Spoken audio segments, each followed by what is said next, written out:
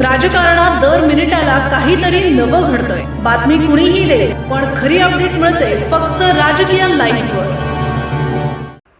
वाईतील नागरी सत्कार सोहळ्यात गोरे यांची आक्रमक टोलेबाजी, आमच्या नादी लागला तर सोडत नाही असा इशारा।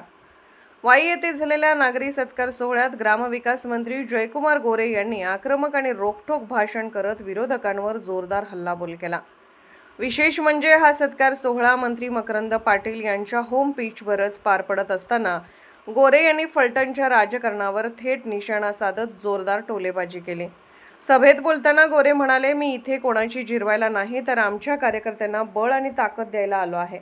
मात्र कोणी उगाच आमच्या नादी लागला तर आम्ही सोडत नाही असा इशाराही त्यांनी दिला। विरोधकांकडून काही नेत्यांवर होत असलेल्या वक्तव्याचा उल्लेख करत गोरे यांनी विराजच्या केसाला धक्का लावून दाखवा असे आव्हान दिले। वाईसारख्या सुसंस्कृत शहरात अशा भाषेचा वापर योग्य नसल्याचे सांगत त्याला योग्य उत्तर देण्याची ताकद आमच्यात असल्याचे त्यांनी ठामपणे स्पष्ट केले। जिल्हा परिषद आणि विधान परिषद निवडणुकांचा संदर्भ देत गोरे यांनी विरोधकांवर दुहेरी मापदंडाचा आरोप केला। आपल्यावर वेळ आली की यशवंतराव चव्हाण यांच्या विचाराची आठवण होते, पण दुसऱ्यावर अन्याय करताना तीच विचारधारा कुठे जाते असा सवाल त्यांनी उपस्थित केला। तसेच स्वतःवर दाखल झालेल्या गुन्ह्यांचा उल्लेख करत त्यांनी संघर्षातून पुढे आल्याचे सांगितले।